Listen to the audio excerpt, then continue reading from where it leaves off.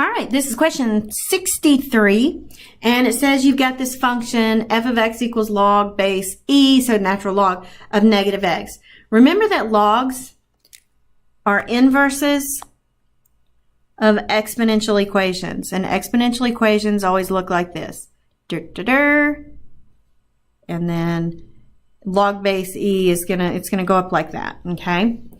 This says that it is log of negative e. Oh, wait, sorry, that's exponential. Remember that exponentials are inverses of logs.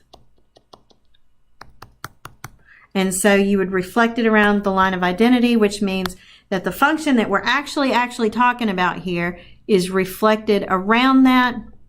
It looks like this, hugs up to, but never crosses the x-axis. So the question it's asking is, what does that log base e of negative x look like? Remember, if a log, you can't input a negative number, but that doesn't mean negative x is a negative number. It means that when you input a negative number, the negative acts on it and makes it positive. So a negative x is effectively flipped around the y-axis, and it's headed off that way. So this is what log base e of negative x looks like.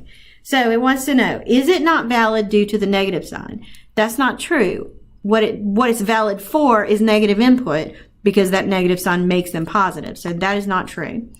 Is it valid for x is less than or equal to 0? Keep in mind, you can't take the log of 0. Try it, you'll see. So that equal sign right there, this little thing right there, that is the problem, because x is not valid at 0, which means that cannot be. Is it valid for x is less than 0? Surely is. Is it valid for x is greater than 0? No.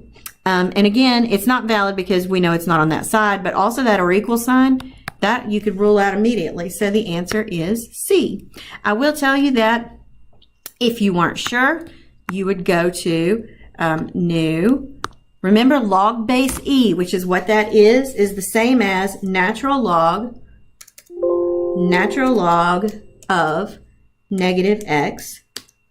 Okay, and if you just go to the table, you can see that these numbers, the positive numbers aren't working. It's only good for the negative numbers. Okay, so it's good when x is less than 0, and you will see at 0, it says type unknown, which means it's not good at 0. So B and D you could rule out just because you can see the 0, and then you just have to recognize the values that generate inputs are only on the negative side of 0. So that would be a quick down and dirty way to solve this if you weren't quite sure what these graphs look like.